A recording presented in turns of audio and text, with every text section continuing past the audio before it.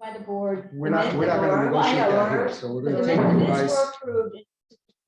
But it's okay that you run it. I'm Well, okay that you there's run it. discussion about that and how it went, and we're not finished with it, so until that is clarified.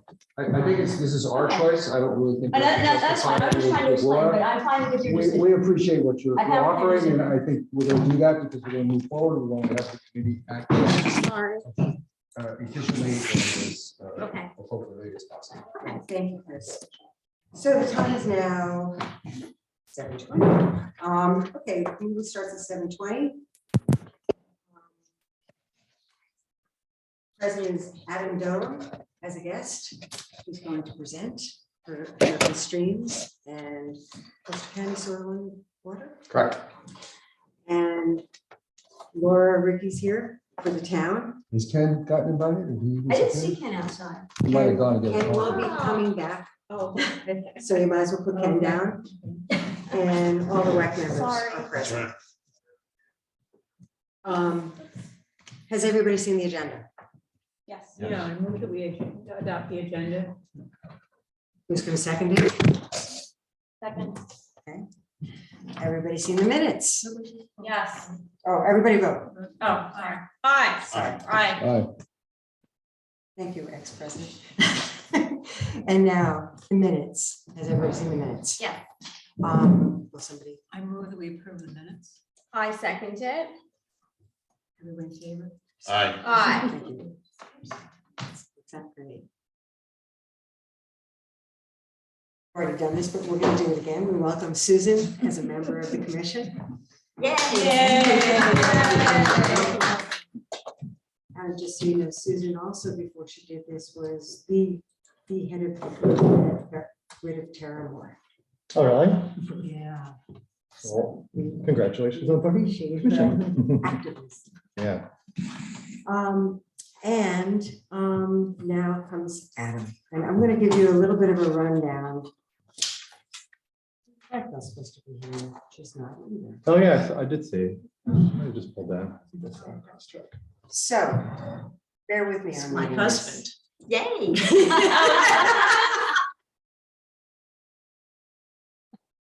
So, just so you know, Leslie Zucker could not meet with us tonight, so it's just going to be out. Sorry. Leslie is gonna be another day. Yes, Leslie will be at her there. Which is good, because I get to see her then. Okay. So much of what we do on the WEC is tied to our water resources and their protection. The town has some very good wetland laws, but now we're about to delve into the world of streams and contemplate those laws. The integrity of our Woodstock streams, including their vegetated banks and their floodplains, are inextricably tied to the sustainability of Woodstock's water supply and our community's long-term resiliency in the face of climate change. Several projects that we have focused on over the past 2 years that directly relate to our streams include the NRI, the critical environmental area, FAM acres, the wellhead protection area, and 10 Church Road. We are fortunate to have the Ashokan Watershed Streams Management Program, who are based in Ashokan, assist us. And I'm going to do the AWS. I'm not doing the whole AWSMP, My it's a mouthful. mouth just goes. The AWS provides technical assistance, professional guidance, and project funding focused just on the behavior, think erosion and flooding, and stewardship restoration of streams. A few weeks ago, Tim Koch presented Streams 101. We're following up tonight with Adam Doan from Ulster County Soil and Water Ulster County Soil and Water Conservation District, also from Ashokan, Yep, correct. to share with us a talk called Getting to Know Your Stream Management Program. You got it. Okay. He's here to share his expertise and program resources that will assist the commission as well as the town with challenges related to streams. Just so we're all on the same page, the town, including the highway department, is involved in community work with the Ashokan streams. And the Ashokan streams has written stream management plans and funded successful infrastructure replacement, and stream restoration projects within the watershed portion of the town. Leslie and Adam, well, Leslie won't be today, but Adam will be helping us understand the full scope of the program and how Woodstock can leverage these resources for the health and resiliency of our streams floodplains in our community. Thank you. Ed. Yeah, thank you for having me. Take your time, but make it quick. Is it best for me to be muted here? Because I saw is that going to drive the audio and everything for everybody? Sure. Yes. Because I don't want to get any Yeah, feedback. just Okay. mute your end if you could. I'm muted. And then do I need to request or just share And can screen? we get a confirmation from Michael or someone that they're here? Michael, Hear can us? you hear us? Can you give us a positive sign? Give us a thumbs up. Yeah, perfect, thank you. Yes, hi. Thank you. Hi, Mike. And there's a way to shrink down the, you're right near that. Full screen. No, you can shrink that, yeah, right there, that's. There's not get that out of the way, right? If I go to present mode, it should. On your PowerPoint, yeah, you should get presentation mode. I think No, you you can don't move touch it. You don't down touch it there. maybe. He can do it. There you go. Oh, He's ready. That's perfect. Well, I made it so small. That's us. That's as good as it gets. Does that work? Yeah. Everyone? Perfect. You ready to go? I'm ready to go. Okay, so thank you for the word of introduction. So I am Adam Doan. I'm with Ulster County Soil and Water as part of the Ashokan Watershed Stream Management Program. And what I'm going to cover, I've got about 20 slides, I think, on kind of who we are and what we do. And you're welcome to interrupt me at any time if you have a question, or I could get through it and then we can Would have you any. also be willing to share them? The slides? Yeah. Yeah, we can share them. That'd be great. Yeah, I will email them out probably tomorrow morning when I get back in. If that works. Thank you. Okay. Okay, so our program's mission is really, okay, let's do that. Is to work with the community to protect and restore stream stability and facilitate long-term stewardship of streams and floodplains. And in order to do that, we've got a pretty diverse set of background with the staff. So we're like geologists, fluvial geomorphologists, water resource engineers, natural resource management folks, kind of all come together with this mission of trying to protect and enhance and restore the streams of the Ashokan watershed. We are a cooperative program that's comprised of 3 agencies. So New York City Department of Environmental Protection is where the funding is coming from. And they enter into 5-year intergovernmental agreements with both the Soil and Water District and then Cornell Crop Extension of Ulster County. So they're not in the traditional sense, like with some of the federal programs where they're just, providing the funding. They actually have stream management staff out of the Kingston office that are very much a part of technical assistance and education that we would put on within the watershed, or when we interact with the towns or the residents of the watershed. Is that also DEP? Yeah. Yeah, it's Okay, DEP. Just so wanna you make know, you've met Beth. She's come to a meeting here. Mhm. Beth's staff are the people. that Yeah, work with exactly. her. And so I'll try to avoid getting too alphabet soupy because I have a tendency to do that and just throw out the acronym. So I'll try to just say like either Cornell or Soil and Water or the Ashokan program instead of doing like. Speaking of- Speaking of that. Hi, You Beth. wanna come up here? You gonna sit back there? I should be in the audience. Okay, fine. So yeah, so very much Beth's staff, those folks down in Kingston are integral to the program and not just a funder. This kind of breaks out the role that each of the organizations has. So Cornell, who Leslie, again, I apologize for not being able to attend. They kind of spearhead the stakeholder outreach. We have a grants program that I'll talk about because that's one of the big funding tools that's available for municipalities. CCE or Cornell obviously has a strong education mission. That's a part of who they are as an organization. And so they bring that to the stream management program. So all sorts of unique programming. Our watershed is really lucky because it's just, from right now, toddlers all the way up to adults and professionals, there's educational opportunities. We just did last year was toddlers and tributaries. So literally toddlers out in the stream. Learning about stream science. And then the other big role, I should say, is also just general coordination. Through an agreement with the Department of Environment, which is a county department, we also have a planner on staff that does a lot with the flood hazard mitigation programs. And spends time both in our office as well as the Department of Environment office down in Kingston. On the soil and water side, so I'm like Leslie's co-manager equivalent on the soil and water side. We deal a lot with stream project and implementation.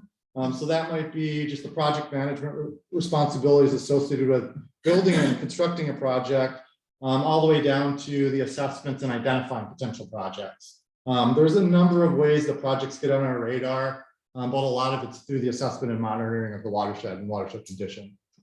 We also have a Catskill Streams Buffer Program Coordinator, who is Bobby Taylor. I know you've been in contact with Aaron, who runs this Catskill native focused planting program that provides, live materials and the labor to install them at no cost to landowners and municipality. So that I'll talk about it a little bit more, I think, on one of the later slides. But What's his name? his name's Bobby Taylor, Bobby. Actually, on his birth certificate, he's a Bobby, so it's not short or a nickname or anything. Taylor, Taylor. And he's been with the program even longer than I. He started as an intern with DEP back And they then. do free plantings around 2007. streams? Yeah, so there's certain criteria to qualify. The district and the stream program can always provide technical assistance. So we'll come to a site visit for almost anybody in the watershed. That would be the intake into the program. So there are criteria being, in proximity to the stream. There's a couple other. Is that the trees for trips? It's similar to trees for tribs, but it can actually, where trees for tribs, as far as I understand it, is mostly just dealing with potted material. We can get into things like bioengineering, so using live material in kind of unique applications to get either quicker establishment or something that might be more resistant to bank erosion. So Bobby can kind of tailor those planting plans to the individual property owner's needs. And then where it's fit with the municipality is sometimes on some of the road stream crossing projects, where the town might be focused on like replacing a bridge or a culvert. We can come in afterwards and work with them to install like the live potted material or live stakes, bioengineering type Are stuff. you doing that on Mink Hollow? So the Mink Hollow Bridge project, Bobby is working with the Pierces, which is one of the adjacent landowners.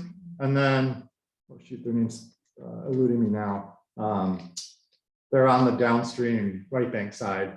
Yeah. So Bobby's working with two of them, but with that design, because it came through the stream program, we had a planting plan that was a part of it all. So Bobby's kind of enhancing it and working outside of the project footprint. But yes, it's CSBI is in action up there. Is there a different person to go to if you're a municipality versus a private homeowner? Or No, is it the same program? no, we It's could- the same intake. Yeah, same intake would be, you call up our number, you send an email to our general email or any of the individual staff emails, and then it'll get just distributed internally for the best person to respond. Quick question. Yeah. You use the term watershed. Are we talking about the Ashokan watershed specifically? Yes. Okay, Yes. there you go. That answers that question. Which is like, right, you were at my house, Chris? It Yeah, no, starts literally. Yeah, the no, house I know the map. I just want to get. it could be- Yeah, no, it's a good question. It's MCA. Ulster County, Ulster County versus the watershed versus streams and tributaries, and we have way too many overlapping, whatever. Yes, so we are not organized by the political boundaries, we're organized by the watershed boundary, which is somewhat unique, but obviously makes the most sense in terms of putting together a comprehensive stream management program. So this is the watershed. It's pretty much everything draining into the Ashokan Reservoir.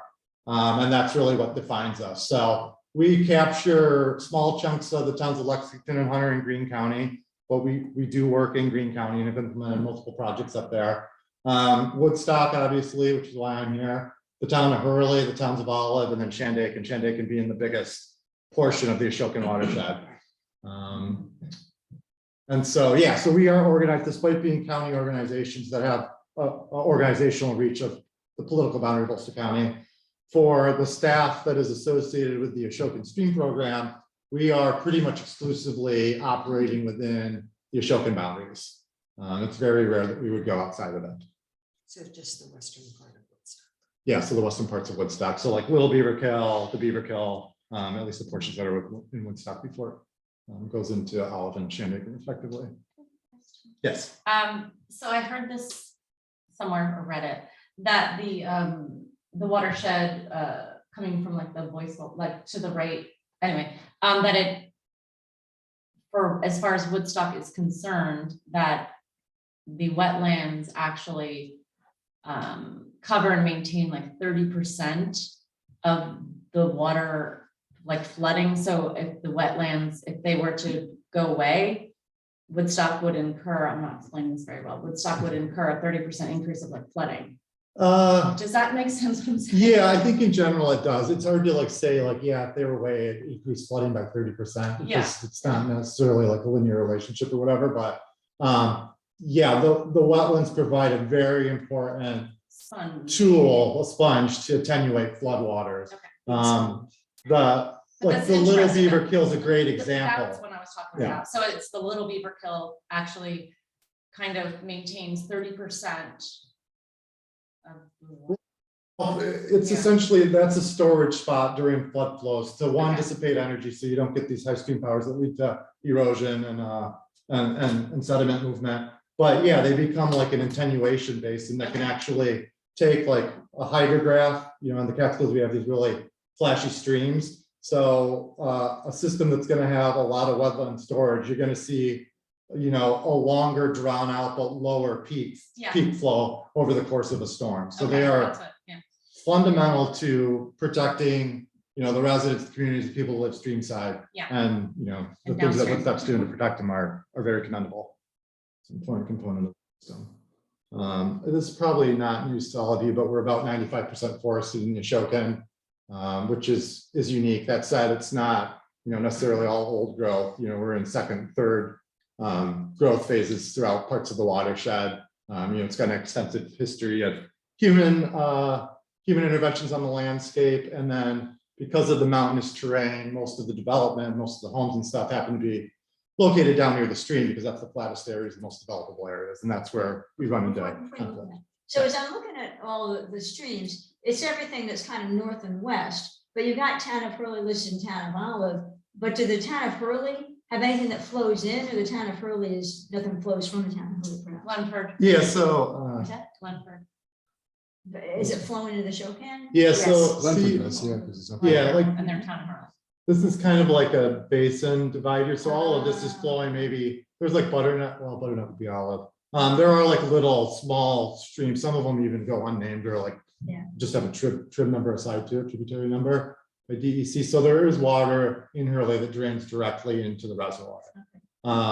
That's also more true in like Olive, where the Bushkill goes directly into the reservoir, so does Traver Hollow right here. Mhm. Whereas most of what would be in the Woodstock and Shandaken is all draining into the upper Esopus and then into the reservoir.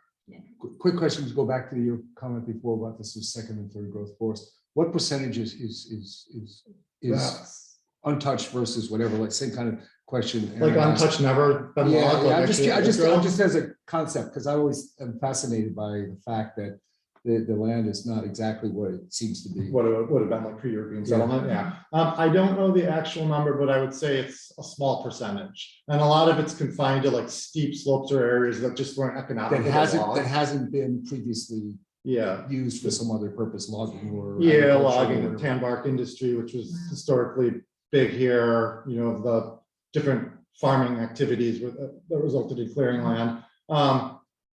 A great resource is, I don't know if you know Michael Kudish, Yeah. Michael Kudish. Yeah, it's a great book. So his book, History of the Catskills Forest, Talks a lot. talks a about that. lot and actually maps out some of the old growth, and if you Yeah, got him I'm on the phone, fascinated by you probably the would old know. pictures that you see from time to time. you Yeah. know, Where it shows sort of this rocky. Yeah, cliffs. so like steep slopes, very much like the old hemlock forest and some monster hemlocks in some of these mountainsides Cool. that So you're saying escapes logging. A lot of it's been. Yeah, I'd previously say dealt with. 90% of the watershed has probably been logged once or Substantial. twice. Yeah. And so that there's an observable response to that historic activity that still to this day plays out in the streams. So legacy effect is really one of the points where we interact with the stream. So there's the legacy of the last glaciation, which is the water quality issue that the city's typically most concerned about because they'll find sediment when the Esopus runs red. You know, that's these really fine clay and silt particles that are associated with these geologic deposits during the last glaciation. Then the other legacy effect that's kind of playing out is still the human impact on the watershed over history.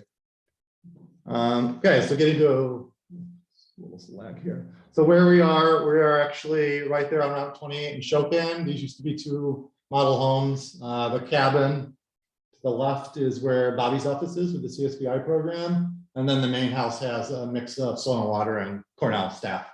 We're open to the public. Municipalities, whoever wants to pop in Monday through Friday, 8 to 4-ish. Yeah, we did the Yeah, NRI. the Oh, the NRI, the yeah. NRI meeting. That's right, with Tim, right? Okay, so great. So most of you should be familiar with that. So we're in the watershed, we're easily accessible. Like I said, there's usually somebody in one of the buildings during the week, Monday through Friday. And if you ever are driving by and want any handouts or anything, we have bunches. Nice. You do have handouts? Yeah, we do, like, one of Cornell's contract deliverables is developed like landowner fact sheets and sheets that, So there is an interactive component to that. Oh, yeah. location. It's not just your offices. no, we're open to the Stuff for public, so kids. we get You people have the stuff in it. kid stuff. Yeah, lots of good Very stuff, nice, and yeah. then just from other entities or organizations that we work with. We Things get for their samples. toddlers too? What's that, tributaries for toddlers? Yeah, you got Yeah. some of that toddler. That's a specific program. We don't have a lot of reading material for toddlers for obvious reasons, but yeah, there'd be stuff about the different the programs and, you know, things that we're involved in throughout the year. Okay, so why should you care that the Ashokan watershed is fortunate to have this stream program? And what we like to tie it to is, one, the environmental value. You know, these communities rely on a tourism industry that's certainly based on, you know, the beauty of the landscape here. So there's that economic benefit to improving water quality and improving stream stability and having these functional streams that can kind of do what a stream wants to do. We also, like I said, through either interactions with municipalities or private landowners, can diagnose and propose solutions to help with stream channel restoration result that might address excessive erosion. We have a robust flood hazard mitigation program and funding that can help communities identify flood risk, propose projects that have a flood reduction benefit, which can help lower things like flood insurance costs for residents, and then actually implement projects through some other funding sources, Catskill Watershed Corporation being one of them, to implement flood hazard mitigation projects. A quick question on that. The Yep. projects, the funding for those projects goes to municipalities, goes to landowners, goes to. Yeah, where so is that available? the flood hazard program, which is Or usually driven mitigation, through the whatever local you wanna call it, yeah. flood analysis that the towns go through, is a municipal program. So Mhm. that's kind of looking at the hamlet areas or areas with higher density populations that have like some recurring flood issue. Mhm. And we can step through like kind of state of the science modeling to identify and like actually look at, you know, let's say we get hit with a 100-year flood. What's that impact going to be potentially to a community, to a hamlet? And then from that, we can actually look at, well, what solutions might there be? Are there road stream crossings that are hydraulic constrictions that are exacerbating flooding on the upstream end? You know, a town could, and towns have come to us or to CWC to get funding to increase those spans. That's one of the, Mink Hollow wasn't in an LFA, a local flood analysis area, but the Mink Hollow Bridge was identified as a hydraulic constriction and was upsized to be more hydrologically compatible and more geomorphically compatible with the stream process going on there. How many sites in Woodstock are currently under consideration for that type of? So, well, the LFA, unfortunately, because the hamlet designated areas for Woodstock are outside of the watershed boundary. Woodstock really isn't. No. Yankee Town. Oh, yeah. Well, I don't know that that's a hamlet designation. Is it under the original MOA? Well, Bearsville's out of the watershed. Yeah, no, there's. We gotta get up the hill. We gotta get up to Little- Cooper Lake before we hit the watershed. Yeah, right past Cooper Lake Which is would be where you Lake hit at. So yeah, I mean, and I don't know if Lake Hill's on the list. So we either. may be. So anyways. As a town, there may be limited opportunities. Yeah, so for that under type the of funding. LFA program, but say the town came to us and said, we have this area that, you know, there's several homes and they keep flooding for a whole host of reasons. Mhm. Potentially, you could apply through the SMIP grant program, which is Stream Management Implementation Program, a program that Leslie administers. And there might be a fund, if it was selected for award, there could be funding opportunities to go through kind of like that flood analysis process. So Beth knows my pet peeve about this one, 212 in Willow. When you're driving out to 28, the slumps Oh, yeah. on the side. You're just saying like It's like the a hill slope massive failures, yeah, mess Yeah. that's getting worse and worse as the years go on. yep. Could the town apply for something like that? Yeah, actually, some of those sites post Irene were considered for emergency watershed protection funding, which was a federal program that existed at the time. And then our program was able to utilize the DEP stream program dollars as the local match for municipalities. So we did a lot of work on State Route 214 with the town of Shandaken. At the time, Woodstock didn't pursue the EWP funded projects because more of the risk was to the state route as opposed, like the administration at the time was more interested in areas that were threatening like town roads and stuff. So when we got involved on the Van Hoagland project up in Mean Hollow, part of that helped address some stormwater runoff issues that a high risk experience on Van Hoagland Road. So there are funding opportunities that could potentially do that. And we always like to have a municipal sponsor. We wouldn't necessarily need it if it qualified and was selected for funding as like a filtration avoidance determination eligible project. So a lot of the work on the big restoration project. So this picture is showing that's actually State Route 214 there in the hamlet of Chichester on Stony Clove. And there's a picture later on, but the picture on the bottom is looking up at that circled area, but you can see like the stream, process there is just like a whole hill slope sliding into it. And that hill slope is there to the left of the lower picture. So this was a project that was last fad, the Chichester Yeah, project. there was like in 2015. Yeah, but those were, like, I think it might be helpful to, if I could just say that in terms of the questions that you were Sure. bringing up, like, so when this whole program for stream management began back in like 1995, 1996, we were really trying to hit like a win-win thing with the towns because, clearly you can see from like the suspended sediment in that river, that's a really big problem for New York City's delivery of water. We can't effectively disinfect water that has How much a silt in it? certain level of sediment in it. And of course, that water is gonna flow into the reservoir, then it's gonna go through the aqueduct into another reservoir, so there's tons of settling time for those sediments, but still, not enough. we do wanna minimize, but anyway, but the city realized like, the way that rivers behave, rivers have a lot of problems that they present to communities, especially if they're, if they're hemmed in with roads and development. And so we realized that like, well, if we take an approach to trying to manage rivers in a more, like in a win-win sort of a way, we could try to address erosion, we could help address flooding, but we could also improve the water quality of the city. So it was just this win-win idea was really, it took root and grew.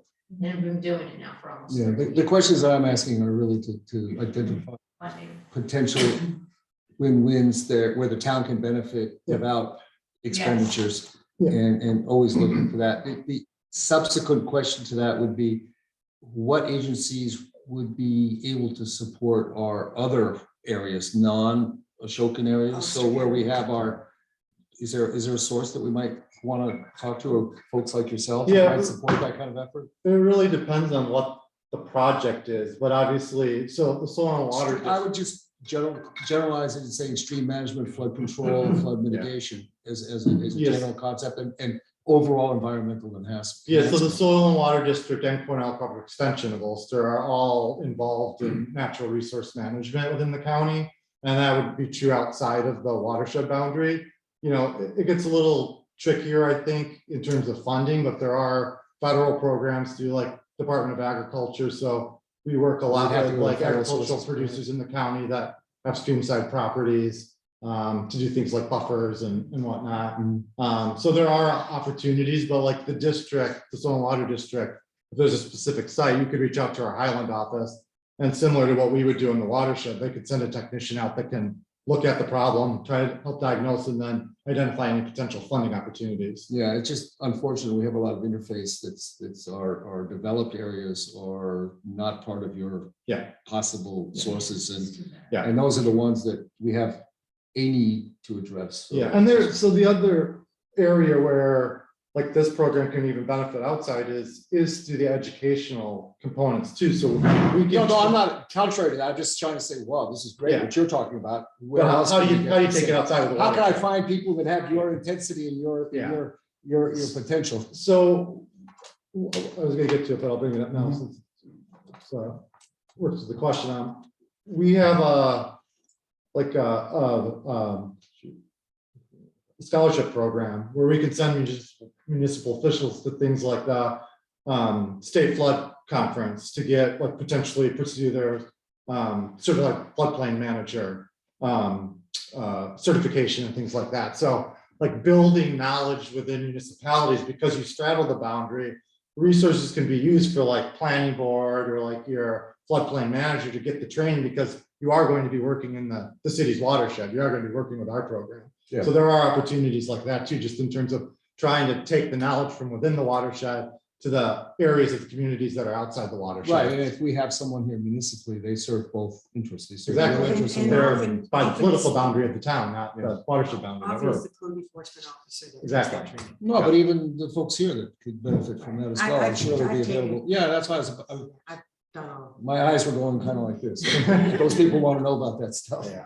And I will add to Beth's point too, like the program or the projects, especially the big ones like this, are very much driven by this water quality benefit, but they're all multi-objective. So we consider things like fisheries habitat while pursuing a project, protection of public or private infrastructure. You know, Chichester's right above Phoenicia, which had historically had a lot of flooding issues through 2010, and some of that could partially be attributed to the amount of coarse sediment moving downstream because of excessive bank erosion and mass wasting of these hill slopes. So there's like this benefit to New York City in terms of its water supply system, but there's also this very local benefit to the communities and, you know, the streamside residents there. This project in particular, I think, had 14 private landowners. It's all private property that we're working on. So we have a relationship and a landowner agreement with each one of these residents. Go through the plan sets with them, let them know what's going on through each stage of construction so that we don't run into any surprises, but you know, it's a direct benefit. You know, I think that Chichester reaches almost $2 million in restoration dollars, which a lot of it was the NRCS covered it, but 25%. And then actually the whole hill slope cost was borne by the DEP contract. These are amazing. When we talk about flood resiliency, what percentage of what we're talking about has to do with protecting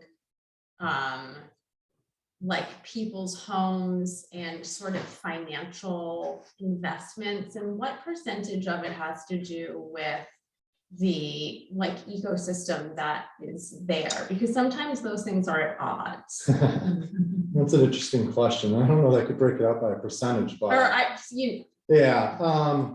I think in the last presentation, it seemed like there were some things that, Yeah. you know, they're like, oh, this house, but then saving the house would make it more difficult to do something else. And I'm just curious what the goal is when you guys are doing these. Well, I think programs. so I don't think that that's something that I would want to try to define for the town or for this community, but I will say, you know, if the homes weren't there and the infrastructure wasn't there, what do we care about flooding then?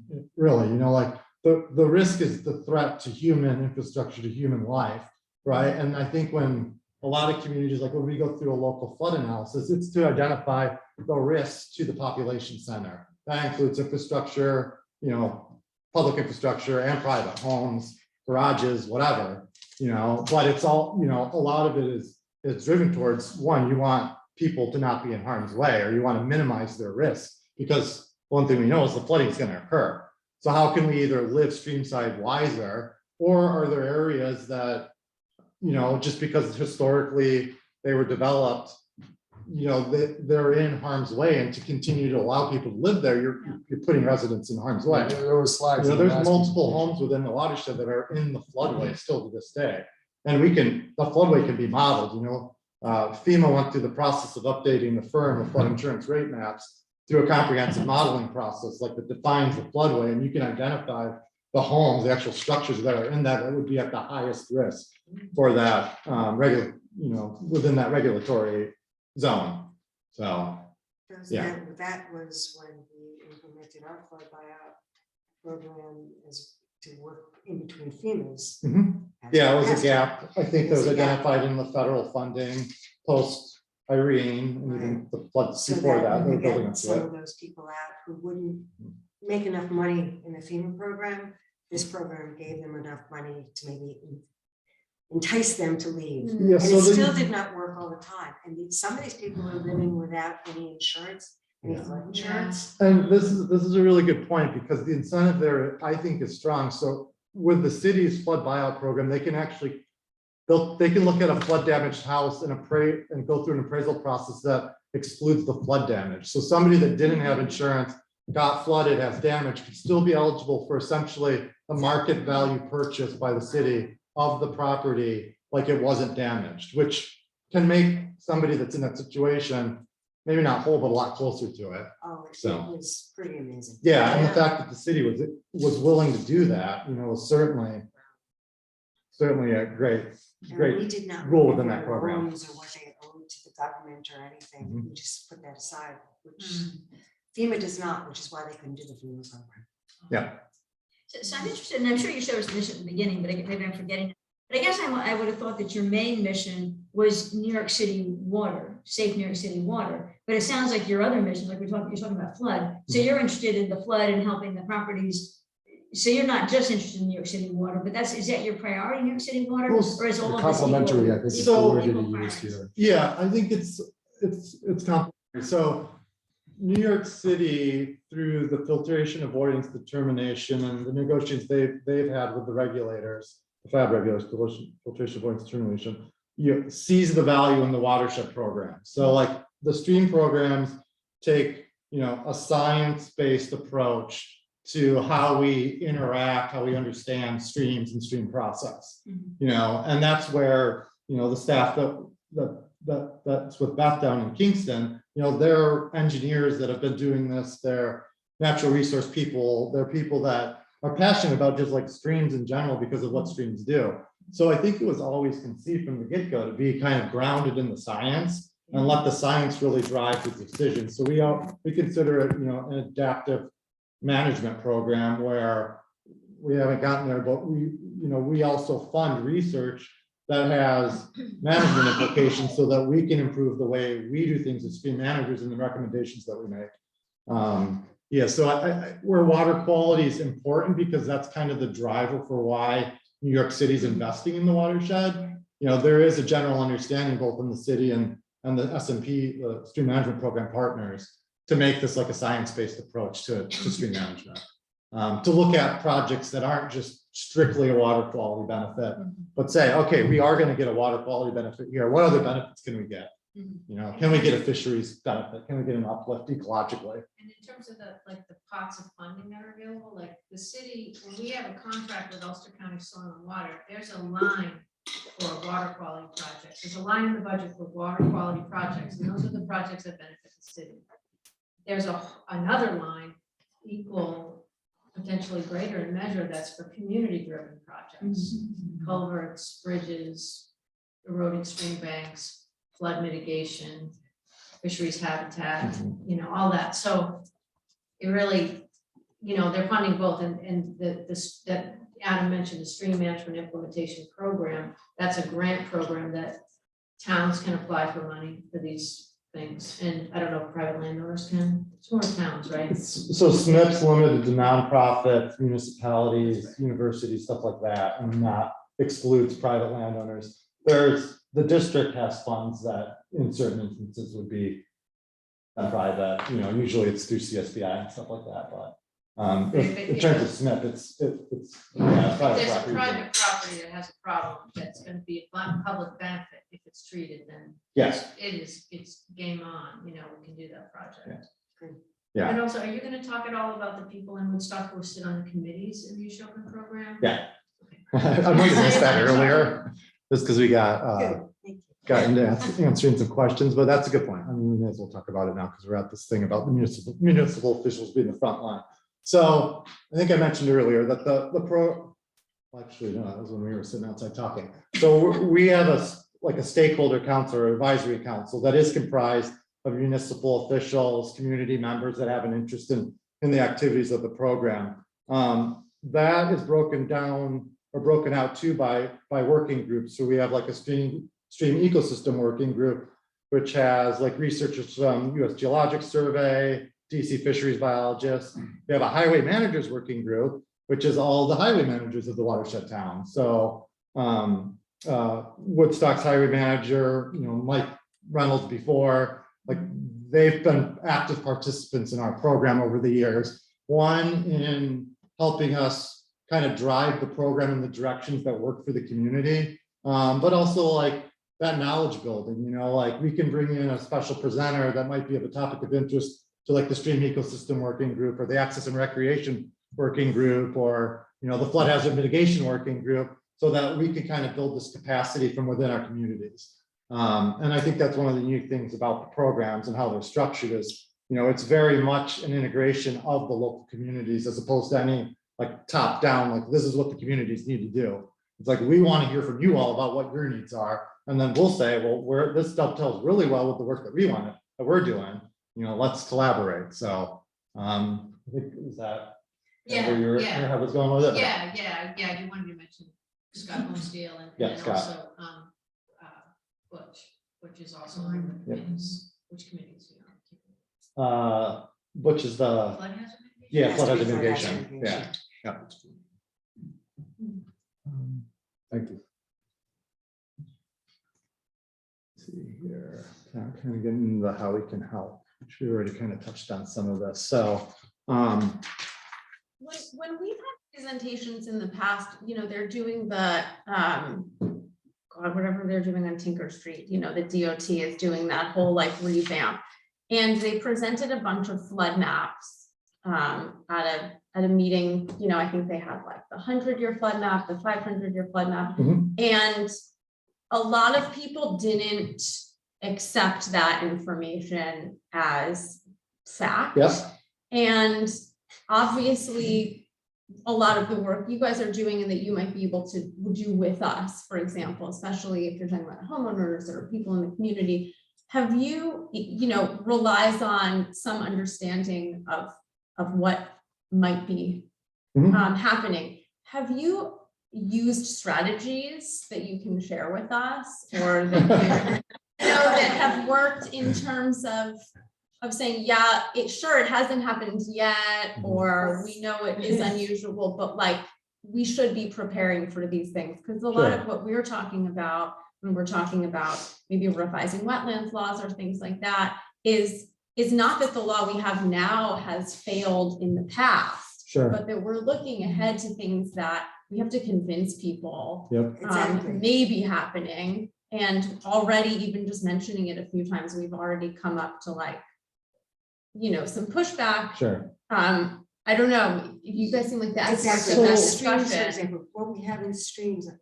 I recently just read it again and I was like, oh, this needs work. Yeah. Because what was done a while ago it's not the same anymore. And this is just like 5 years even, it's changed. And it's scary. And we're prepared for maybe flood, we're not prepared for drought. We're just Things are changing. things are Don't wait changing. until it's broke. Yeah. But particularly for streams. And fixing the wetland, updating it. I shouldn't say fix it, updating it.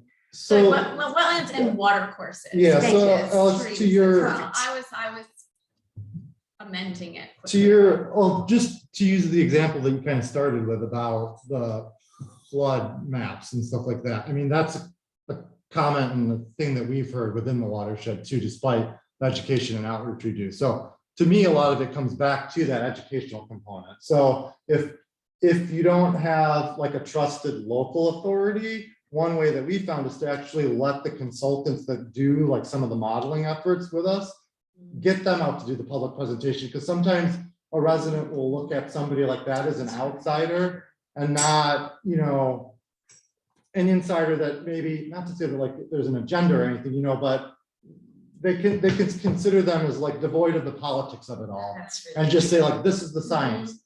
When it comes to something like a model though, like it's also like acknowledging the limitations of it, right? So any model is imperfect because it's a model of, this future event that you can't, streams are so dynamic that it's impossible to say like with any 100% accuracy that this model output or prediction is what's going to happen when this happens. A tree falls somewhere and it changes everything, you know what I mean? So acknowledging and being very upfront about the limitations of it, but then building on the fact that this is the best available tool that we have to make informed decisions, to make a science-based decision. The model isn't just spitting out something that can't be ground truth. So when the flood insurance rate maps, which sounds like maybe what was being reviewed, were developed by FEMA, they actually used the Irene flood flows and the high water marks to calibrate the model. So they said, now we've built this model, can we recreate Irene based on the flow data we know? And lo and behold, with pretty good accuracy, they can show that like that's that magnitude or that order flood, flooded out to this point. This house got the corner of its foundation wet. So I think it's just really having somebody that's informed in like what is really going into the model, because for your local resident, something like that's a black box, right? It's on a computer, you press the button, you get an output, and they're like, what's the complex equations that are going on behind the plate to give you the output? And really having somebody that's well versed within that modeling environment can help answer that and explain it. And the thing that's so great, I think, about CCA as the educational lead is their ability to kind of take these complex things through. Tim did Streams 101. Streams 101 is extremely complicated, like just streams and what they do and how they function. It's a dynamic equilibrium. Like, where do you even begin with that, right? But I would imagine, because I've seen Tim give it, like that's an accessible presentation to somebody that has an interest and maybe has varying degrees of knowledge. And they're so good at communicating the science of it that being able to partner with somebody like that can do wonders too for helping convince skeptical public. And then the other way that we've kind of combated it a little bit within the watershed, and specifically thinking about the local flood analysis that we went through. So again, those were like community led. So we would get, the town would develop or put together like a flood hazard working group or committee. We bring the consultants to the table and we essentially say like, here's the maps of the area that we're looking at. Tell us where your problems are. Tell us what you think is the problem. And then we're going to take that into the model and run it. And we're going to talk to you about the results at the next meeting. So not being prescriptive, like this is what we're going to do. This is what we want to look at. It's like, no, you tell us as the community where. So that just gets people vested in the process too, as opposed to like talking to them about it and like having it operate, outside of their ability to participate in the process. And so we got a host of, it was like the town supervisor were there, the highway managers were there, random residents that just were interested because they live streamside were participating in these flood committees. And I really think that one, you're doing that educational component, but then you're also kind of creating these ambassadors in the community that can talk about it too to their neighbors. So much of what I've noticed up here in terms of how messaging spread is still word of mouth. It's not going to one authority. It's like, I talked to my neighbor talked to this person, and that person talked to that person.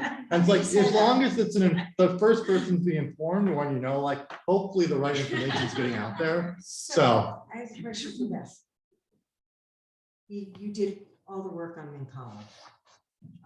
With them. They did all the work. You worked with them on the work on Mincollo. Were there areas of Mincollo that you could not approach because of landowners that they're still in bad? We found, so right here, I was going to talk about the tributary stream assessments, the third item down, which we call the stream feature inventories, which is where staff from, the district, Cornell, and then interns and DEP staff, we walk like every linear foot of the stream. We found, I'd say like 99.9% overwhelming support when we reach out to people. You get a lot of questions about what are you doing, why are you doing it, what's going to come of it. But very, very rarely is anybody, there's one example I can think of, and it's actually up in Greene County on the Stony Slope, where we were flat out told, you're not allowed on my property, don't set foot on it, and we respect that, so we'll work around it, we'll navigate around it. Everybody else understands. Knowledge is power though, right? Exactly. Yeah, and so, we get varying degrees of curiosity. Sometimes people come out and their first reaction is like, why are you on my property? If they didn't read the letter well or something. And that's, for us, like, that's an interaction point where we can start an educational process. This is why we're here. This is what we're doing. This is why it might matter to you.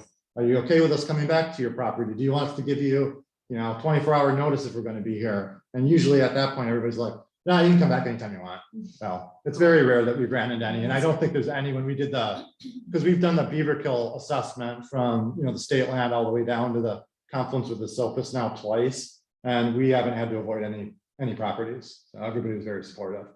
And I think one of the selling points too is that you can tell them that you're creating an actual physical stream management plan, and they can find their house on it and where they live and what the stream looks like. Oh, where they that's live. great. And so they actually are getting a lot of information from the assessments that they're doing. Yeah, so this is like the stream management plan publications. This one's for Woodland Creek. There's one for the beaver kill, which will include all the areas. It's broken up by reaches. So a reach is just like kind of a functionally similar stretch of stream. And then the management plans identify like priority areas. They make recommendations for management actions that are tailored to the different kind of stakeholders. So if we say we saw a property that could benefit from the CSPI program, we're not going to call the property out by name, but we'll reference it by stream stationing. So somebody, a landowner say, oh, that's my property. Looks like they're recommending CSPI. I can go talk to Bobby Taylor and get free plants. And so, Interesting. I'm thinking about a lot of people I know that would like that. oh yeah, I know. And Bobby's just so great with That would interacting be with such a people. great thing to talk to the pollinator pathway people about. Yeah, and Bobby's been working in pollinator Native. herbaceous plantings on a lot of his projects too now, because that's, oh, nice. Yeah, so the CSBI is like perfect. If there's a property that could benefit from streamside planning, I mean, I know. go to the already. Catskill Interpretive Center, you can see Bobby's work near one of the trails there along the little stream that's there. Oh, And yeah? that's got a big Oh, yeah. pollinator component. Yeah. He did all sorts of like native wildflowers and stuff that he seeded in after he prepped the soil. And then there's like live stakes, which are adventitious rooting, like willow cuttings and stuff like that. And then potted native trees and shrubs that are all incorporated into it. So. Well, how are we doing time wise here? Because I did have a little clip, but it probably, if tinted streams. It's wanna- fascinating and interesting all the way through, but we want to. I want to be respectful that everybody probably has places to be eventually. So just let me know if I need to move along. Maybe I'll skip that video because I think it's about 2 minutes long. So, so one of the big areas of work post flood is flood response. Cornell and the district right now are working to put together a training, hopefully this October, that would be kind of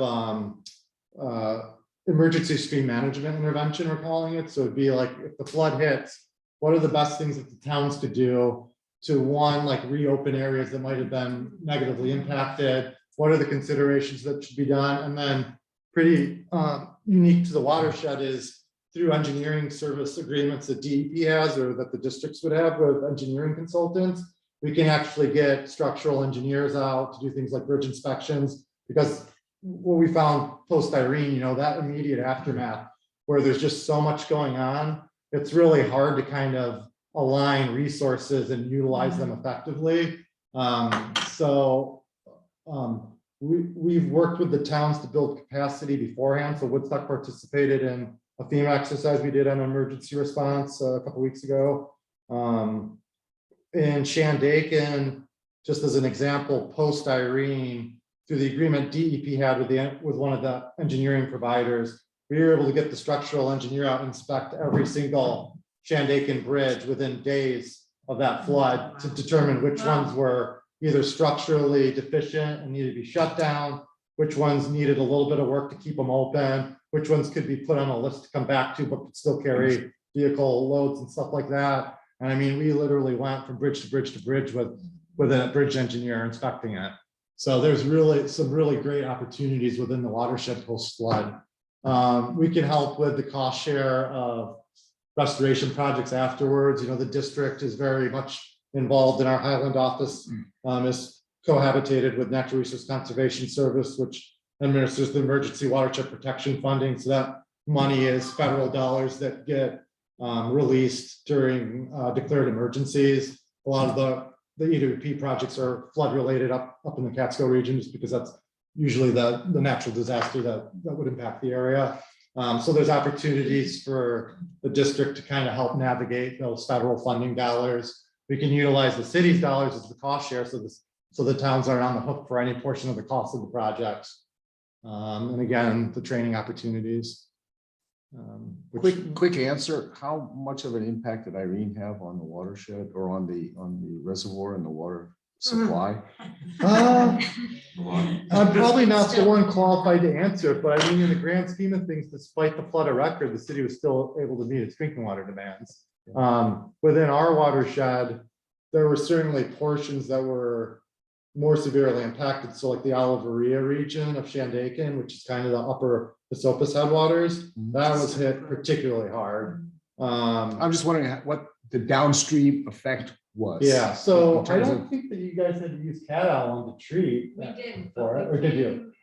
Really Close to the close. sun, yeah. So that was almost a We catastrophic event in that sense, or impactful It's event? not catastrophic, Yeah, no, catastrophic, but it's less desirable to have to Okay. treat with that because of a whole host of other issues associated The with secondary with- effects of It's- using Yeah, that. yeah, it's the suspended sediment Yeah. in a storm like that, and, you know, the reservoirs, cars, propane tanks, oil tanks, anything. Oh, that everything anybody got had dumped out in. in Yeah. floodplain All washed the oil in. tanks in people's basements ended up in the Yeah, streams. so it all had to be, all had to be It was- taken out of the reservoirs, and, we did, it was very touch and go as to whether we could meet drinking water quality standards in the city based on what happened, but, you know, there was, in 2020, we had an expert panel of scientists from around the country meet, and they discussed whether the city's water supply was adequately protected, or should we start building a filtration plant for it, Mhm. for the Catskill watershed, and, they had us model, like, okay, we know that we want you to have a fire, a wildfire, and then a flood, and then we want you to have, you know, and they came up with all these different scenarios. And they did, and then our team of modelers, which are super like nerdy people, ran all those different scenarios, and they did, you know, it was very close in some certain circumstances, but they said, no, you don't have to build a filter plant yet. You got enough multiple barriers of protection in place. You're looking good here. Now. Yeah, But it was the- nice validation of, It Of the was, programs it was that great validation. yeah. So you've modeled all different kinds of impactful events. Yeah, we have to anticipate everything. Yeah, like somebody brought up like drought and stuff like that. I mean, they're Right. modeling. No, everything protection goes for one way or drought, another. Flood. Drought's not necessarily good to improve water Right. quality, nor is it Mhm. good to have a Drought flood. is a scary one. Mhm. You go every which way. Cool, thank you. So I'm gonna skip over this one because we kind of talked about the local flood analysis, but that is a powerful tool for the towns and the watershed to identify these potential risks and propose solutions that can help mitigate. In terms of funding assistance, so we did talk about SNIP, or the Stream Management Implementation Program. I won't be as eloquent as Leslie would be because it's kind of her baby, but so you can see the funding categories here. This all works through MOUs, which we have with all the watershed towns. So all the towns are eligible to apply for funding. We typically have 2 to 3 funding rounds per year. Any information about the next one, I think, is going to be in June. The highway managers and stuff who we work with are aware of that. We've talked with Heather and Bonnie Do and we stuff need like to that. reach out, or are we going to be solicited for that kind of funding? Typically, we'll send an email out that says the funding's going to be out. There's a funding round opening up. Reach out to us for any Put free site your visits. your request in, if you're What's interested. that? Yeah, put your request in. And we usually hit like the town supers.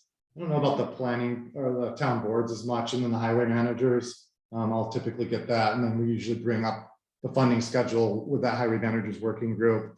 So this is just a glimpse, like from 2015 to 2019, which was the last 5-year agreement that we were in. The SNIP had distributed almost $2 million through a range of categories. You can kind of see it by entity. Yep. So Ulster County, like Woodstock is in Ulster County, so how does, where's the over? You get that little sliver there. So within Ulster County, you could have. Yeah, so Ulster County might be Water doing reuse. work that would be like flood hazard mitigation plans or something like that, which would, Russell County. yeah, would It's be like- countywide and like, Okay. yeah. Would include, wouldn't necessarily exclude Woodstock. No, or like Beth, it's a good point, DPW, Department of Public Works, that obviously has infrastructure that's important to the town in terms of like road, stream crossings and roads. You can see down in the bottom left, which isn't integrated in the pie chart there, the current round that we're in, or the current contract for 5 years, is just under $5 million. I know there's, like Leslie's CCE or Cornell's contract is up 2024, yeah, so that makes sense. 2024, ours is 2025. So we're getting towards the end of it. I think there's gonna be the June round and then maybe one more round, because we'll want to try to close out any contracts that are awarded before the end of the parent agreement, which would be Cornell's agreement. So there are some funding opportunities on the horizon. It does all sorts of stuff, so planning related to flooding, stream issues, there's a lot of opportunities there. So as I look at that chart, and I see Woodstock has such a skinny little sliver, it makes me wonder, are we not envisioning enough opportunities to be asking for more money? Because if Shandaken and Olive get these Yeah. big slivers, are we missing something in terms of we ought to be asking for more? Yeah, applying for more things. It seems like in Part general, of it's a Woodstock doesn't leverage the available funding for like all sort, I mean, not just this, but all Part of sorts it's just a different function of the things. fact that you're a smaller part of the watershed, you know what I mean? So, The only part of Woodstock It's is. less, Yeah. less impacted, I think. yeah, Okay. less impacted and just a smaller geographic area, so there's less infrastructure to even consider. Right. But like Mike do Reynolds has applied for SNP funding over the years. I mean, that's how the Mink Hollow Bridge fund came to be. Okay. And that's, I mean, that. That's why I'm asking couple where million dollars the for that numbers project. coming from. Right, and places like Olive have more tight communities where they had serious flooding. For sure, and Shandaken Mhm. right there too. It's A lot of what interesting. we've typically funded, because like Catskill Watershed Corporation has a lot of implementation dollars too from their agreement with New York City. So oftentimes what we'll do is fund like the analysis and the design, and then the town would have like a full bridge design to be able to go to another funder. And so like we would make sure that it meets like our programmatic goals, geomorphic compatibility, stuff like that, aquatic organism passage, all those kind of ancillary benefits to upsizing a bridge, but doing it in an And tell me informed again, way. The deadline for funding requests? I don't know the exact deadline, but I know it's going to be in June. I don't know if the So- date's been Who's set. but Who's we'll- the gatekeeper for the funding? efforts? Leslie Zucker Leslie from Zucker, Cornell, okay. who's at the stream You'll meet her program, on same Earth office. Day. Yeah, you'll see her on Earth Day. So the CWC provides funding for the actual building? Not, so in some instances they have, so in like one of the LFA identified projects in Olive, CWC was ultimately the funder for the construction, whereas our program had funded the design and then the construction supervision aspects of it. CWC has a whole host of other programs that municipalities can apply for within the Chilton watershed. So if we wanted to get a study done or something, we could approach them for that. Yeah, it would depend, like it has to meet their, No, but their it categories, but doesn't have yeah. to just be a brick and mortar project. No, they do Yeah. some planning stuff too. But if so. it's a stream issue, they will direct you immediately back. to these Yeah, we, guys. for stream and like floodplain related things, we're usually the lead on it. And then we're obviously aware of the funding opportunities and other organizations, and then would refer the town to them for like implementation money. The CWC does things that are really great for a town like Ray's. Oil tanks, they secure them to Tank the anchor, ground, yeah. which is a great program, because if you're gonna have a flood, those tanks don't go flying Oh, into the yeah, stream. so they're down in the reservoir. Exactly. We saw But that's multiples. something that half of our town could actually go for. Mhm. Yeah, businesses and residents at no cost to Absolutely. them, and it's just one of those things, one of those kind of small dollar things when you look at it from any individual, but could potentially avoid a big environmental issue. Any collaboration with climate smart communities? Yes, we work closely with that process as well. I'm thinking of a few different things. Tim, I think, is doing some, and then I don't know if Danny is, but Brent Goach, who used to be with our program and now actually works for DEP, and been doing a lot with that. Okay. Some of that's being led out of the Kingston Cornell office, Okay. just because it's, you know, we're confined again to that like watershed boundary as opposed to a political boundary Got that you might go through with the Climate Smart, but yep. So this is just the funding categories within the SMIP program. So there's stream projects, things like road stream crossings and infrastructure. Like I said, we're really interested in research and monitoring, especially as it can help improve like our management of streams. So we work with USGS researchers, university researchers. We publish through our stream ecosystem working group, what we call RAMS, which is a research, assessment, and monitoring strategy, which just gives kind of like a framework and potential research ideas that researchers could look at and say, hey, this program's interested in it, I'm going to apply to them for SMIP funding. Education and outreach, as we've talked about, and then planning. The main category. So this is that same project up in Chichester along 214. And you can kind of see the extent here from, this is the downstream point on the 214 bridge. And this whole thing had been reconstructed over the course of 2013, 2014. And then actually the project even extends all the way up here because the town road and the state route were threatened right below where the Stony Cove and Warner Creek come together. So large scale stream restoration projects through our office. Mention Bobby and the Catskill Stream Buffer Initiative, or CSBI. I know nothing beats the showy pictures that Bobby gets. No, that's like just a matter of, Wow. yeah, 1 year of planting it. And so he's It's working good that they with, got rid of all those weeds. I see how much improvements made. yeah, well, that's, I mean, a lot of the projects that Bobby deals with, the first phase is removing invasive species, which we have a lot of in terms of like our woodland invaders here, and then utilizing Catskill native plants to reestablish and hopefully prevent colonization by some of the nastier invasives. So what's kind of unique about the buffer program too is we're hyper focused on local genetic stock of the seed source because it's the most adapted to the climate of the watershed. So we actually collect seeds and then propagate it at a nursery, and then that's the plant material that we get and utilize on. Develop your own resource. And then so much more. My book's starting to go dry. I think I touched on some of this. So the training opportunities, again, can't say enough about education opportunities, research, and that's pretty much it in terms of the presentation. Great. Thank you, very Aaron. much. Thank you for having me. Yeah, no, really appreciate the invite. When something changes, please reach out to us and give us the latest update. I think this is great Yeah, it sounds like information, resource, and opportunity.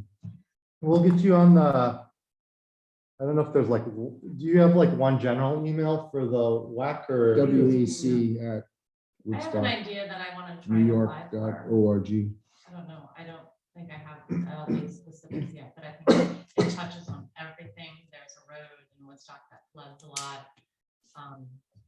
So I'll get some stuff together. And we're always happy to do like a pre-application site visit too, just to like say like, yeah, this looks like it'd be a good fit. We can't, I actually have some. okay, from our office. So- Okay, great. I will say, you know, the grant program is competitive, so it's not just because we like the project, I think it's a good fit. It's not guaranteed that it's going to be the grant review committee is going to approve it for funding, but Who writes the grant app? the applicant. That said, we're happy to help. And kind of we'll give like a little bit of like a checklist of, you know, include this in it. We're always happy to look at it beforehand too. Okay. But then ultimately we have a grant review committee that will take it up and weigh the merits of it, make sure it programmatically fits with our goals. And, you know, sometimes they make a partial award and other times they'll make a full award. And even in some instances, we've said, you apply for way too little money, we're gonna actually approve it through the grant review committee for a higher funding award because we know we're not going to get it done for this price. So they're a pretty informed group. So sometimes we get invited to properties where we have to look at trees, or we have to look at the wetlands, or we have to look at the streams. And this has been great because it helps us a lot both of them, Mhm. both of the talks.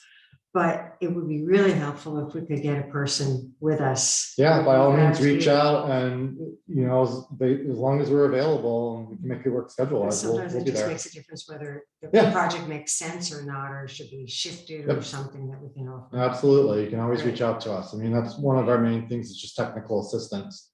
We're like the district's funded through county tax dollars in part, the stream program isn't, but we're a public facing entity and technical assistance is like the bare minimum we can do. So Perfect. So That is people- great to know. When people apply for money, are you consider they're applying for a grant or just money?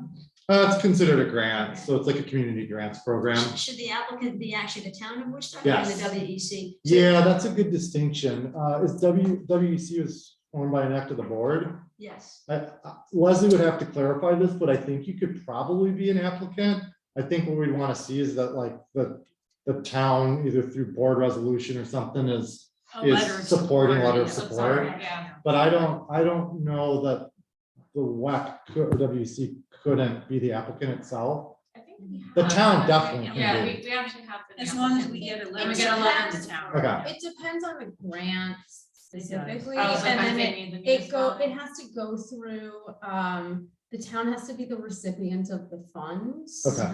And then like you have We to don't put have in a like the checking account. EIN number and all Okay. that Yeah, stuff. so, Would you Yeah, improve but we your can- chan, like, might you improve your chances? If it was the town rather than WC, might the chances be improved because? I mean, it's tough to say. It's not really about like who the applicant is. It's really about the project and how it fits with like the goals of our program. And if they dovetail, then it's usually an easy decision as long as the funding's there. Like I said, we are getting close to the end of the current 5-year agreement, so the funding is Right. mostly been allocated or spent.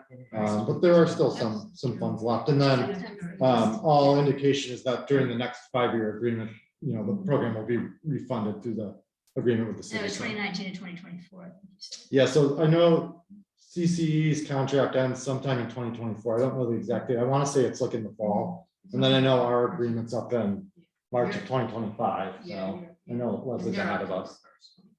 They're what? October 1st. October? Okay, so yeah. So we get through like most of 2024. Cool. Thank you. Thank you very much. much. Yes, no problem.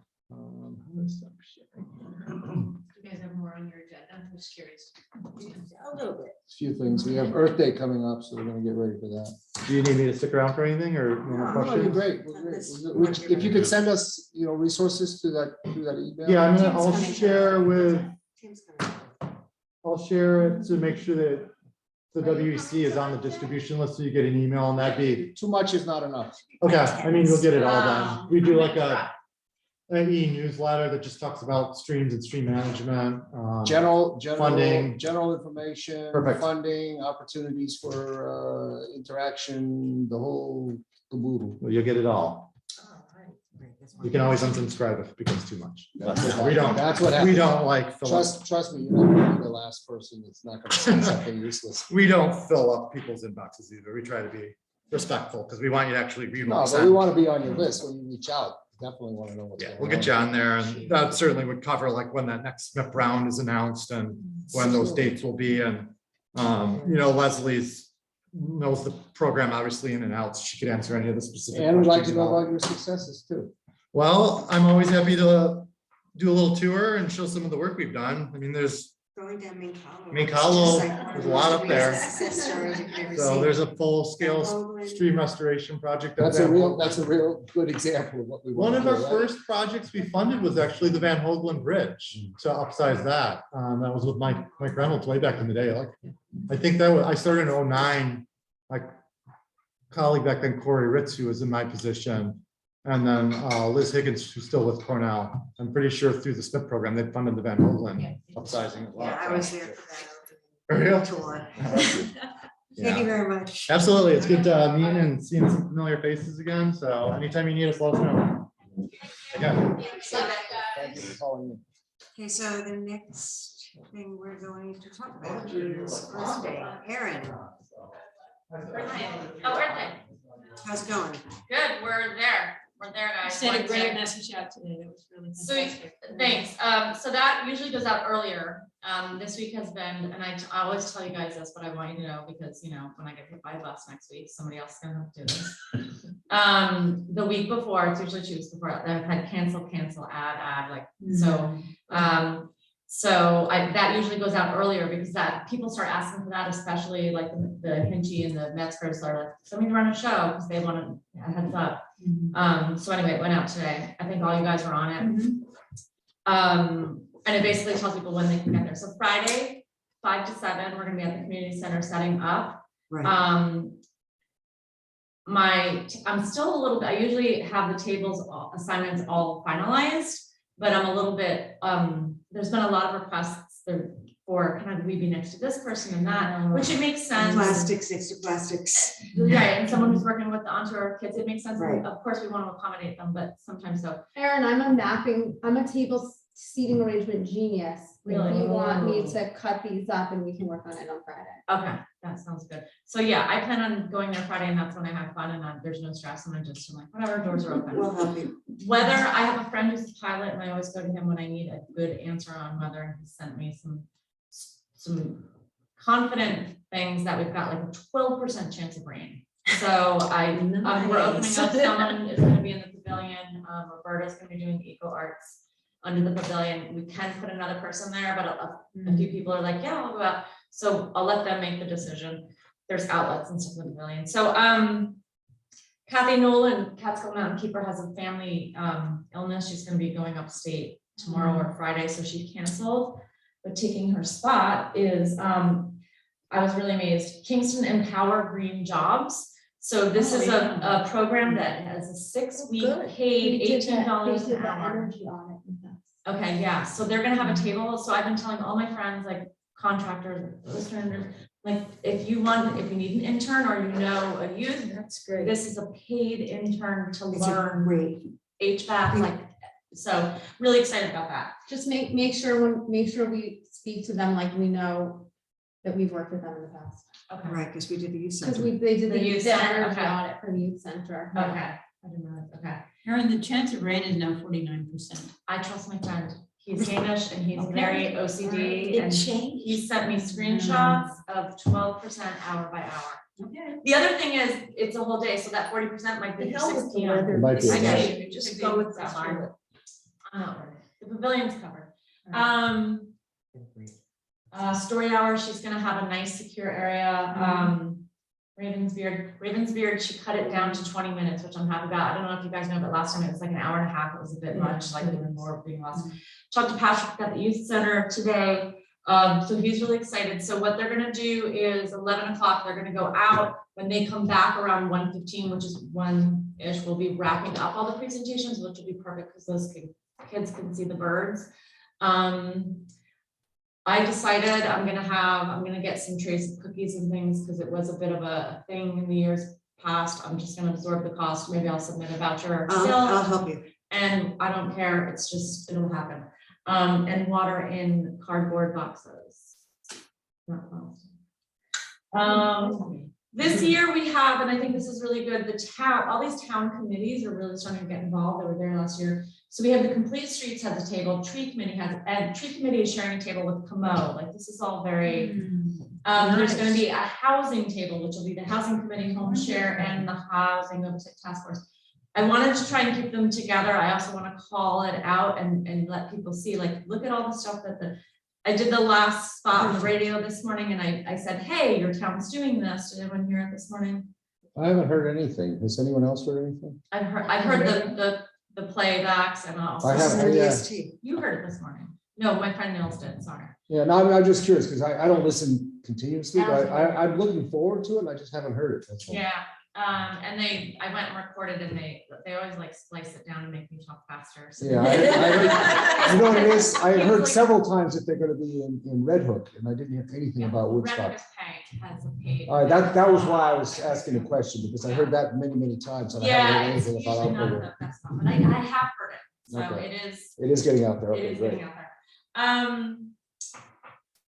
And Pathway- also, what did you say, Sorry. the middle school and, oh, well, Yes. Bennett sent out a notice to all the parents about the Got me a kids. little nervous. That's why I was like, you know, Too what, there's gonna many? be a lot of kids. Too many, too many? All right. Well, no, but the reality is only the Woodstock parents would even think about Yeah. that. Yeah. So it's. No, it didn't just go to the Bennett it went families everywhere. because my kids don't go to Bennett, but I got it. That's how I forwarded it.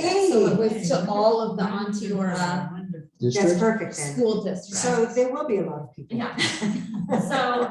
So This is day great. of, you guys can think about this, nobody needs to commit right now. A few extra hands Friday, setting up the tables will be good, I'll have Jason with me and just Okay. show up, thank you very much.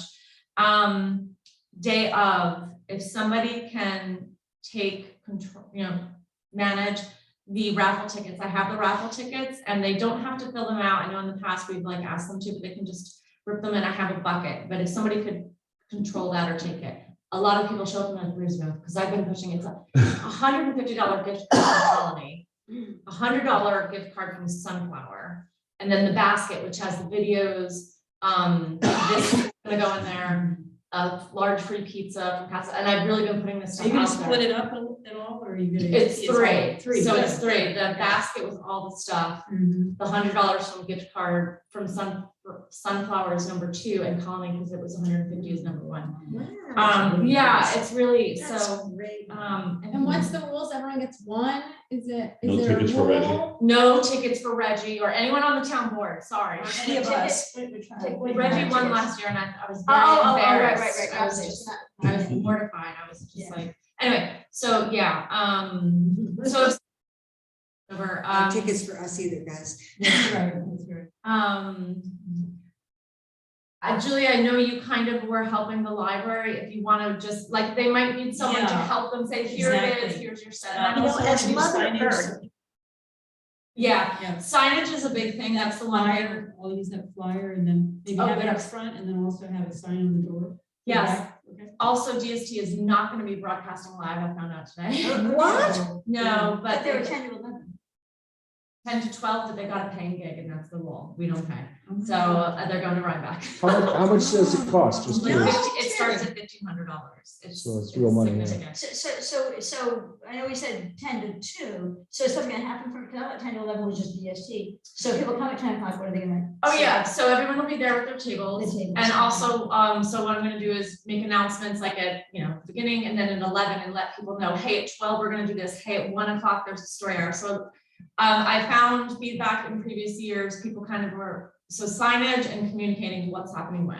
When you So- say signage, what are you referring to So when you specifically? first walk in, we've got to have a sign that people of what's going on in the community center. There's all these cars. We have to have a thing that says Earth Day. At the front of the building? Yeah. Yes. Do we have the materials to create the signs or do we need the We, materials? yeah, so I have the materials. Maybe I'm thinking Friday when people show up, I'm just gonna have all my poster boards and.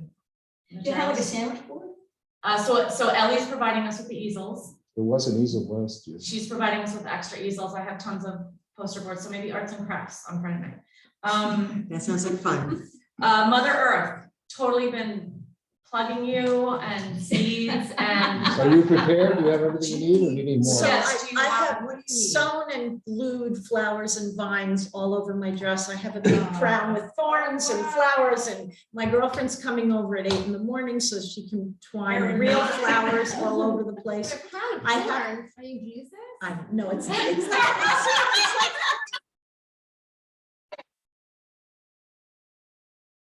I am. I believe, I buy it. Yeah, of course. Yeah. And anyways, and then I have my basket with 50 Happy Earth Day seed packets. Oh, So I'll, nice. I'll walk around handing them out, but if you need someone to say, here's this and where's that, and I'll be wandering. How long can you stay in costume? All day. Just ask that same question. No, that's a practical, That's how she used it. that's a practical question. You know, some of us take potty breaks, some of us do other things. It sounds pretty Well, elaborate. I've been saying, get your picture taken with Mother Earth. Oh. I said that and the plastic monsters, take your picture. Oh, with- perfect. I can Plastic stand monster. How large plastic that is monsters. here? Sorry? Did she say how large it is? No, I have no idea. We should have a, what do you call it, So a guys, we should, it's A already match. 8:45. match of the Titans. There's one concern that I do have about Earth Day. Yes. there have been some concerns raised Yes. in the course of planning Earth Day, Yes. that this event might have a political tone. Oh. And I think that we need to be very clear and specific that there cannot be any sort of Politics. signs, brochures, Oh, flyers, absolutely. pins, shirts mentioning of a campaign, anything. Handing out cards. And I don't know if we want to do signs at the front door or something Just that saying no makes campaign. it. So I would like to Because- actually make a motion, because as the WEC can do this, so I would like to make a motion that we pass a rule for Earth Day, 200 feet, there can be no campaigning politically. I make a motion. Second that motion. All in favor? Wait, one last thing. Do we need to have signs that do that? Because I'd So- rather not put a sign up. We know who the politicians are and we can graciously ask them to be discreet and not And vacate take their that stuff. advantage. Yeah. The issue is there's no reason to enhance the environment. We already have enough of that going on. Why not just making sure that we don't feel that it's appropriate to have any political agenda, that's all. And then we Well- know it, and we'll reach out to those politicians that may offend In- that. And in this case, In I think that it's parallel- easy enough to describe, you know? In parallel to my functions here on the WEC, I coincidentally happen to be on the Woodstock Democratic Committee and in touch with all the candidates, so I will blast them an email. and let them know. Just That's let a them great know idea. that that's all. It's just not. a And political I agenda. don't know if I told you guys, Bill McKenna called me this morning, he will not be able to make it. Oh, Yeah, that's So unfortunate. being that he's not gonna be able to make it, that's it. So. okay. So no candidate will speak is what you're saying? No.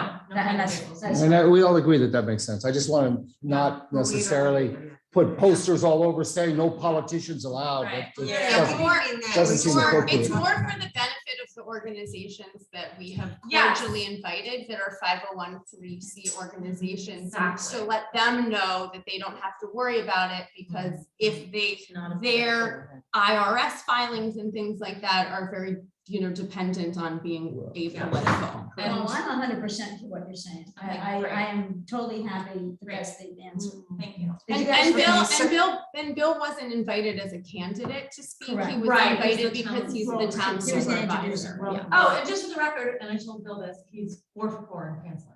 He's one. 4 not coming to Earth Day. So, Really?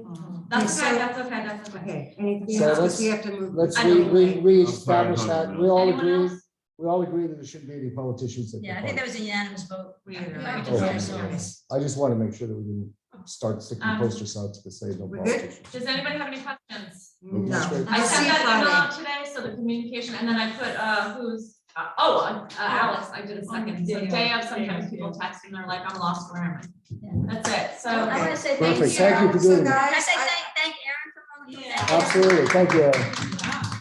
And Chris, you had said that while we're there, you'll make sure that everybody's like happy and copacetic and moving along as well. as I will scheduled. facilitate every way I I will give can. you the run of show, which. If I have a script and a agenda, I'll make sure I do everything and help everybody I can to Thank you, That would make it be a perfect. success. thank you. Can we hold off on 10 church and WEC goals till the Thank next God. meeting? Because it's All right. already Yeah. 8:45. I would like to, and again, everybody's been great, and I appreciate that.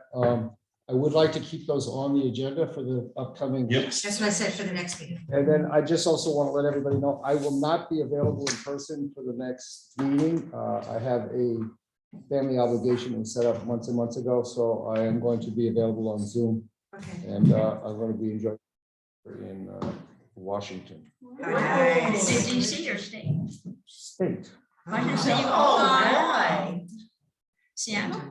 No, Aaron, do you know how to turn off the thing or do you need me to do it? Woods, start Washington, that middle way. of nowhere. No, it's like Are we end, you gotta adjourned? do end Yeah, I think meeting. that was I it. think Meeting. we're adjourned. Adjourn, put down the time and the date so we can get it all typed It's up. 8:47. The red at the, yeah, there you go.